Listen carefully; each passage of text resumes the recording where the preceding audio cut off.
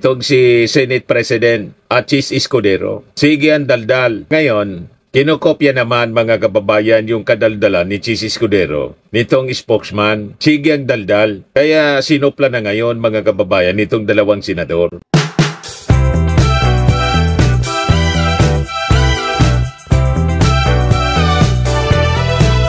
Hindi na makatiis si Senator Risa Ontiveros.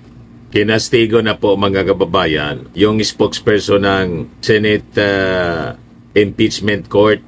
Yan Ontiveros Chides Impeachment Court spokesman. Assuming kasi itong si Attorney Reginald Tungol or Tunggol. Sabi ni Risa Ontiveros, wala kanyang karapatan na basta magsalita. Yung mga sinasabi mo niya does not reflect the voice of the Senate. Nagsasarili siguro. Di ba? May mga tao kasing assuming Yan ang problema sa tao pag masyado ng assuming. Hindi ko mo na-assign ka as spokesperson ng impeachment court without consulting the court itself. Dadaldal ka ng dadaldal. Kaya spokesman ka. Di ba? Kung ano lang yung pinasasabi sa iyo. At saka, yung impeachment court, hindi nangangahulugan na si Senate President na Chis Escudero lang yan. Kaya nga, korte, even the Senate President, hindi pwedeng mag-assume. Di ba? Collegial body ang Senado. Hindi na magkatiis mga kababayan si Risa Ontiveros saka yung isa pang senador. Pinagsabihan na itong si Atty. Tungol. Hindi natin maintindihan kung bakit. Matatalino naman sila. Kaya nga abogado. Yan ang problema minsan pag nasubrahan sa talino po. Di ba? Tulad ni Chis Escudero, nasubrahan. Naging masyadong assuming na. Pati yung hindi nila trabaho, inassume. Yung pinapatrabaho ng konstitusyon, minamandato na dapat yun ang trabaho nila, ayaw sundin, nagsarili. Sabi nga po ni dating senador and incoming ML Party List Representative Laila De Lima, may bago na niyang konstitusyon. May bersyon ng konstitusyon na niya, si Chis Escudero. Pati pala si Chis Escudero, pinagsabihan, Escudero, spokes, don't speak for impeachment court. Sabi ng dalawang senador po. Yung dalawang assuming po. Sabi nga ni dating senador Coco Pimentel, dapat mag-caucus kayo. O mag-meet man lamang mag-meet man lang. Wala po. Walang ipinatawag na meeting o caucus man lang. Caucus. Itong si Senate President Achis Escudero. Sige ang daldal. Ngayon, kinokopya naman mga kababayan yung kadaldalan ni Chis Escudero nitong spokesman. Sige ang daldal. Kaya sinupla na ngayon mga kababayan nitong dalawang senador. Kaya sabi ng dalawang senador, wag niya kayong salita ng salita on behalf ng Senate Impeachment Court at gagawa kayo ng mga desisyon na kayo lang ang nakakaalam. Unilateral decisions. Ayon kay Senator Risa Ontiveros, si Tungol is only entitled to speak in his own capacity. But, with all due respect, he does not reflect the voice of the Senate. Correct. Kahit any member of the Senate, mga kababayan, pwede ka magbigay ng opinion mo bilang isang senador, basta't huwag kang magtatouch ng merito ng kaso. Pero kung ikaw na magsasalita ka na on behalf of the Senate, wala kang authority na magsalita on behalf of the Senate kasi isa ka lang member. Maski pa ikaw pa yung presidente, member ka lang of a collegial body, lalo na yung spokesman. Halimbawa pa may instruction, siguro ang kumuha sa kanya si Senate President Chis Escudero. Isa pa nga, dapat questionin din ano yung authority. Can it be done by unilateral decision of the Senate President? Pwede siyang kumuha ng spokesman? Or kailangan yan na kinukonsulta sa mga members ng Senado kasi magsasalita siya on behalf of the Senate. Bigla na lang po lumitaw itong si Attorney Reginald Tungol kasi ginaya yung Congress. Yung Congress, malinaw naman po na may approval ng mga congressmen, lalo na po ni Speaker Martin Romualdez. Pero lumalabas itong Senado, parang hindi alam ng mga senador. Bigla na lang lumitaw si Tunggol, at salita ng salita on behalf of the Senate na hindi man lang siguro kinoconsult yung mga senador. Kaya sabi ni Riza Ontiveros, the spokesman can only speak on behalf of the presiding officer, meaning kay Chis Escudero, and not the 22 other senator judges and her who want an early reconvening of the court to finally start the long-delayed trial. So, lumalabas, si Chis Escudero lang talaga yung gumawa ng spokesman. Mag-spokesman siya kay Chis Escudero. Kaya pala, parehas ang sinasabi. Kung ano yung posisyon ni Chis Escudero, yun ang sinasabi ni Atty. Tunggol. Yung mga members ng Senado, mga kababayan, iba man. Di ba? Iba man yung posisyon po. Kaya sabi ni Riza, as a deliberative body niya, the strength of the Senate is in its collective judgment based on his statements at a recent press conference. He represents only the position of the presiding officer, but he does not represent mine as one of the senator judges. Assuming nga, pinapalabas na yung mga sinasabi ni Chis Escudero, wala man nga consultation sa mga kasama niya. Nagsasarili ng mga desisyon. Pinapalabas, yun ang posisyon ng buong Senate Impeachment Court.